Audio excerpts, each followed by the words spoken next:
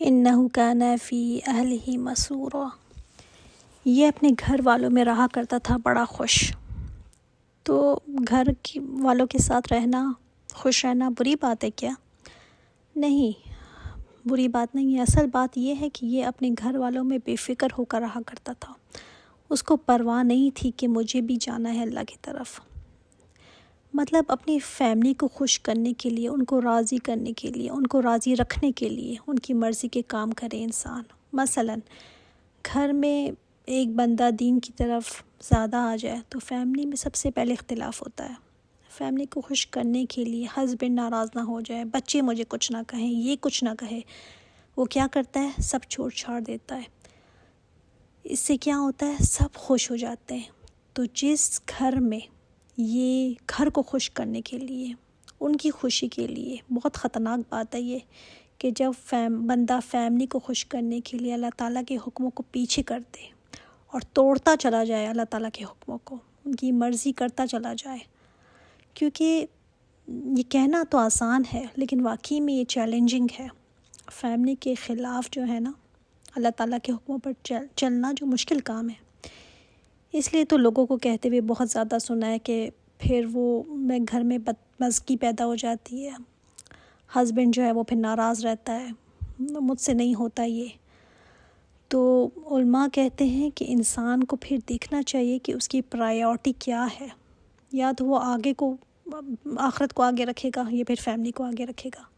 تو اس کو چاہیے کہ گھر والوں کو بھی اس راستے پر لانے کی کوشش کرے، نہ کہ خود ہی اس راستے پر چل پڑے۔ ظاہر ہے اس میں کھینچا بھی ہوگی، کہیں نہ کہیں بدمزگی بھی ہوگی، کہیں نہ کہیں کسی کو ناراض بھی کرنا پڑے گا، لیکن اللہ تعالیٰ کے لیے اگر یہ کرنا پڑ جائے تو کوئی حرج نہیں ہے۔ اب کمپیریزن کریں نا آیت کا، جو 9 اور 13 میں ہم نے پڑھا تھا کہ ایک جو ہے وہ یہاں پر ڈر کر رہا کرتا تھا، وہ بھی اپنی فیملی میں ہی تھا مگر وہ ڈر کر رہا کرتا تھا، تو اس کو وہاں پر کیا کیسے خوش تھا وہ پھر۔ اور ایک جو ہے وہ یہاں پر ریلیکس ہے اپنی فیملی میں، جو دل چاہتا ہے اس کا کرتا ہے، خوش ہے یہاں پر۔ تو پھر وہاں پر آخرت میں اس کے لیے کیا ہے؟ دیکھیں، کبھی اگر اپنے آپ کو ہم نے چیک کرنا ہو نا تو اپنے بچوں سے پوچھئے گا کہ گھر میں کیسی ہوتی ہوں، کیونکہ بچے جو ہے نا وہ بہت واچ کرتے رہتے ہیں دوسروں کے سامنے نا، تو ہم نے تو ایک لبادہ سا اوڑھا ہوتا ہے نا، آرٹیفیشل سے ہم ہو جاتے ہیں۔ بچوں کے سامنے گھر میں سب سے زیادہ جب بندہ ریلیکس ہوتا ہے تو پھر وہ آپ کو ٹھیک بتائیں گے، کیونکہ وہی آپ کو واچ کرتے ہیں کہ فون پر کس سے بات کرتی ہوں اور کیا باتیں کرتی رہتی ہوں، کتنی غیبتیں میں کرتی ہوں، کتنی دوسرے کے پیچھے باتیں کرتی ہوں، کیا بولتی رہتی ہوں میں۔ تو کیا اس وقت بھی میں اپنے گھر میں بھی منہ کھولتے ہوئے ڈرتی ہوں کہ نہیں، جو دل چاہتا ہے کہتی چلی جاتی ہوں؟ انہ ظن ان لن یحور، وہ اس لیے اتنا خوش رہتا تھا کہ اسے یقین نہیں تھا کہ وہ اللہ کی طرف لوٹ کر آئے گا۔ اس کو فکر ہی نہیں تھی، مجھے تو اکیلے جانا ہے۔ آپ صلی اللہ علیہ وسلم نے فرمایا نا کہ اللہ تعالیٰ 2 غم اور 2 بے فکریوں کو جمع نہیں کرے گا۔ جو دنیا میں ڈر کر رہا، اللہ تعالیٰ اسے آخرت میں بے خوف کر دے گا، اور جو یہاں پر بے فکر رہا، مسرور، خوش رہا، اللہ تعالیٰ اس کو وہاں پر خوف زدہ کرے گا۔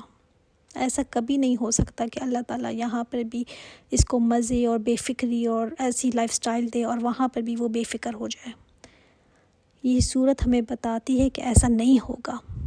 اللہ تعالیٰ نے فرمایا بلا ان ربہ کان بہ بصیرا، کیوں نہیں؟ بلا، کیوں نہیں؟ وہ سوچتا تھا کہ وہ لوٹ کر نہیں آئے گا، کیوں نہیں لوٹے گا؟ اس کا رب اس کو دیکھنے والا ہے، اس کا رب تو سارا کچھ ہی دیکھ رہا ہے، سارا کچھ نوٹ کر رہا ہے۔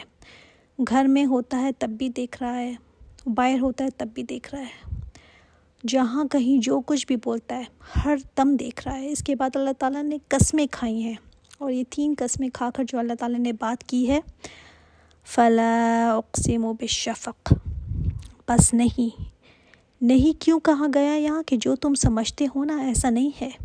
کیا تم سمجھتے ہو کہ واپس نہیں جانا مجھے؟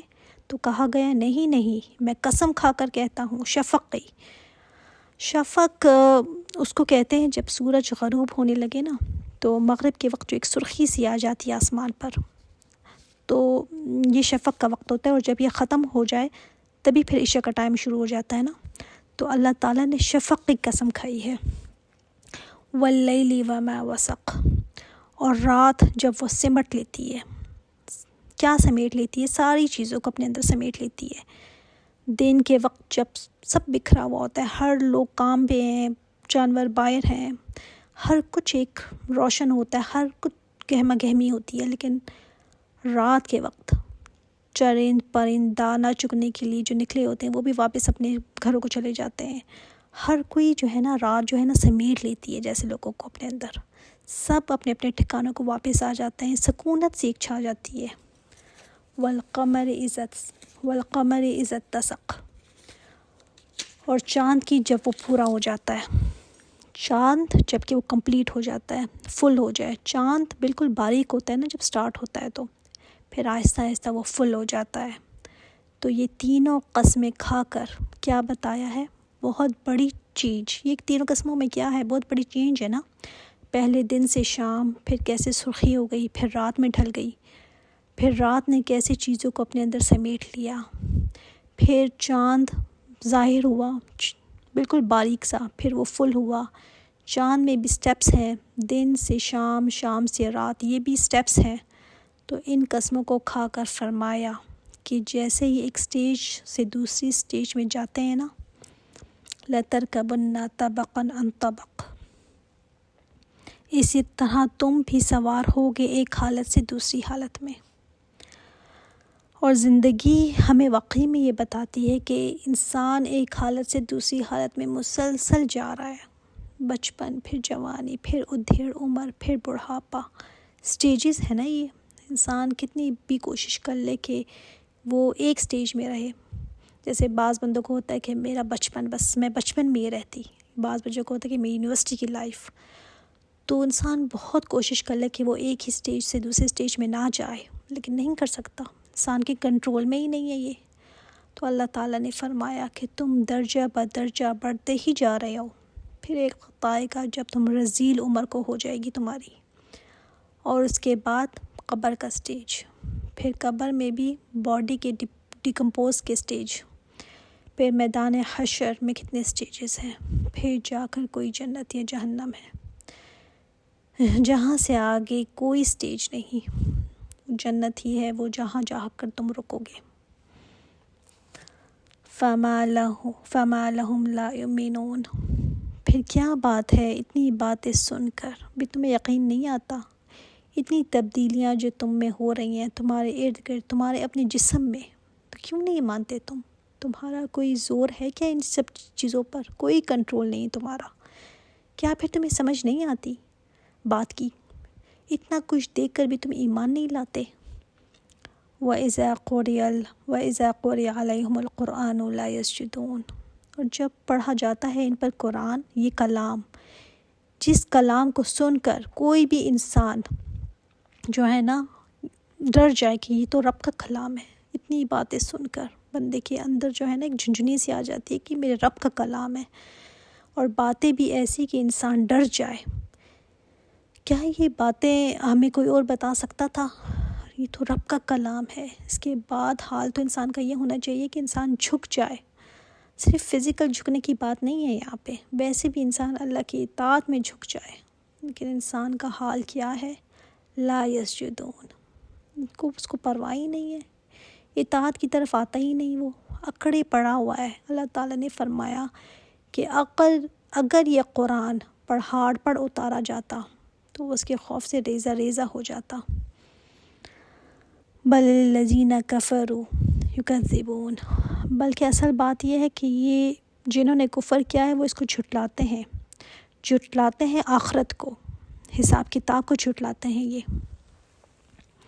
واللہ عالم بما یعون، اللہ تعالیٰ خوب جانتا ہے، عالم آیا نا مطلب اچھی طرح اس کو پتہ ہے کہ جو یہ سمیٹ رہے ہیں، جو بھی جمع کر رہے ہیں، کیا جمع کر رہے ہیں؟ اپنا عمل انسان جو ہے نا تھیلی میں ڈال رہا ہے، تو اللہ تعالیٰ دیکھ رہا ہے کہ جو بھی تم تھیلی میں ڈال رہے ہو، فَبَشِّرْهُمْ بِعَذَابٍ أَلِيمٍ، تو ان کو خوشخبری سنا دیں انتہائی دردناک عذاب کی، خوشخبری تنزیہ جملہ ہے نا، یہ خوشخبری تو اچھی چیزوں کے لیے دی جاتی ہے، تو یہاں کہا گیا ٹھیک ہے پھر مبارک ہو تمہیں، اگر تم اس قرآن کو مان کے نہیں دیتے، تمہارا دل نہیں لگتا اس طرف، تمہارا دل اس طرف جھکتا نہیں، تو پھر خوشخبری ہو تمہیں۔ إِلَّا الَّذِينَ آمَنُوا وَعَمِلُوا الصَّالِحَاتِ لَهُمْ أَجْرٌ غَيْرُ مَمْنُونٍ، وہ صرف اس دردناک عذاب کی بشارت سے بچنے والے ہیں جو ایمان لا کر صالح عمل کر لیں، ان کے لیے ایسا اجر ہے جو نہ ختم ہوگا اور نہ کم ہوگا۔ اللہ اکبر، آج کا سبق جو ہے نا وہ دل پر لینے والے تھا۔ السلام علیکم ورحمۃ اللہ وبرکاتہ۔